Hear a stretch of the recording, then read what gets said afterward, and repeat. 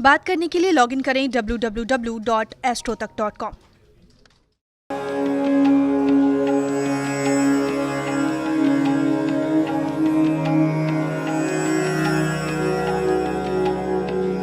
कृष्ण का अर्थ सृष्टि का आकर्षित करने वाला भी होता है और नाम के अनुरूप ही उन्होंने सारी सृष्टि को आकर्षित किया।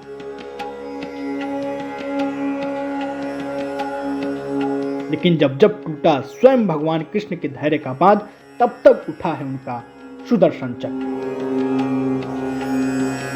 धर्म की स्थापना के लिए, पापियों का अंत करने के लिए श्री कृष्ण ने उठाया सुदर्शन चक्र। तो क्या है भगवान कृष्ण के सुदर्शन चक्र की महिमा और क्यों माना जाता है ये सबसे शक्तिशाली? भगवान श्री कृष्ण ब्रज में जब तक रहते कोई अस्त्र शस्त्र नहीं उनके हाथ में। मथुरा में जाते हैं, वहां भी कंस को निहत्थे मारते हैं। आप देखिए, कंस को उठाकर फेंका, उसके ऊपर स्वयं कूद गए। कोई शस्त्र नहीं है, क्योंकि ब्रज मंडल तो प्रेम की भूमि है। यहाँ तो कृष्ण की जो अस्त्र शस्त्र बताए गए हैं वो हम बताएं आपको, वो कृष्ण का पहला अस्त्र बताया गया, उनकी मुस्कान। अगर दूसरी बात करें तो कृष्ण का दूसरा अस्त्र यहाँ बताया गया है, वो वंशी है। और तीसरा कृष्ण का जो अस्त्र है वो कृष्ण का नृत्य है।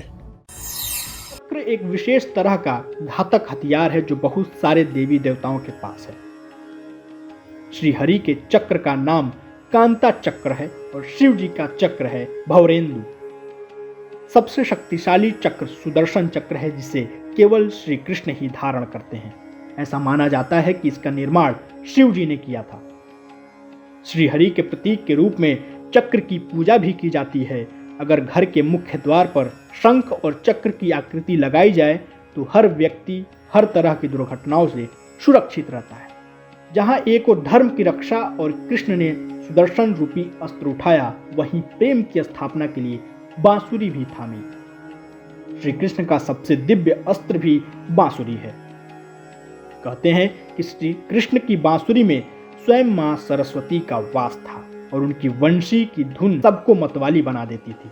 आइए जानते हैं कान्हा के इस दिव्य अस्त्र से जुड़ी कुछ महत्वपूर्ण बातें। लेकिन अगर हम द्वारिका और कुरुक्षेत्र की बात करते हैं तो कृष्ण के हाथ में चक्र दिखाई देता है।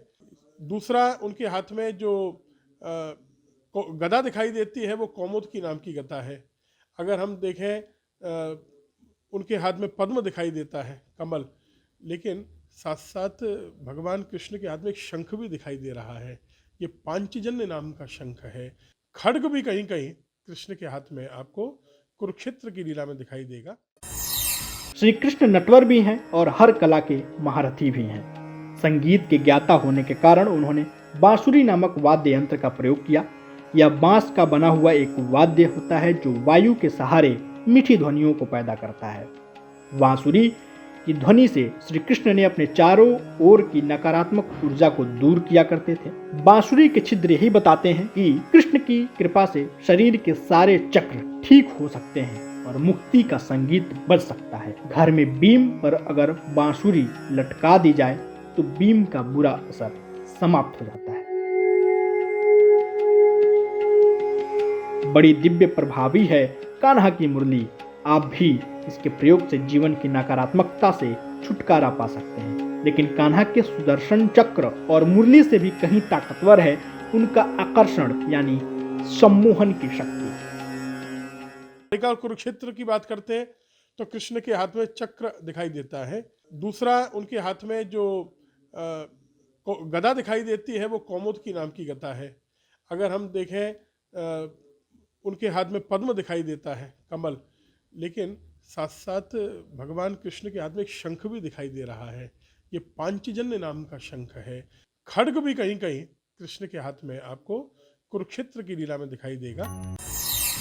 सम्मोहन एक वैज्ञानिक प्रक्रिया है। इसमें विशेष तरीके से व्यक्ति के मन और बुद्धि को नियंत्रित कर लिया जाता है। कृष्ण के पास यह एक अद्भुत सम्मोहन शक्ति थी और इसी सम्मोहन के बल पर उन्होंने बहुत सारे काम आसानी से कर डाले थे।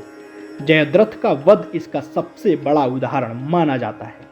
जो लोग भी कृष्ण की भक्ति करते हैं उनके अंदर सम्मोहन के गुण अपने आप आने लगते हैं।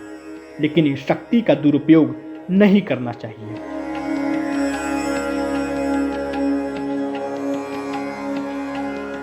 अगर आप भी सच्चे मन से कान्हा की भक्ति करेंगे तो आपका व्यक्तित्व भी आकर्षक हो जाएगा, क्योंकि कान्हा के भक्तों में कान्हा का प्रभाव जरूर आता है।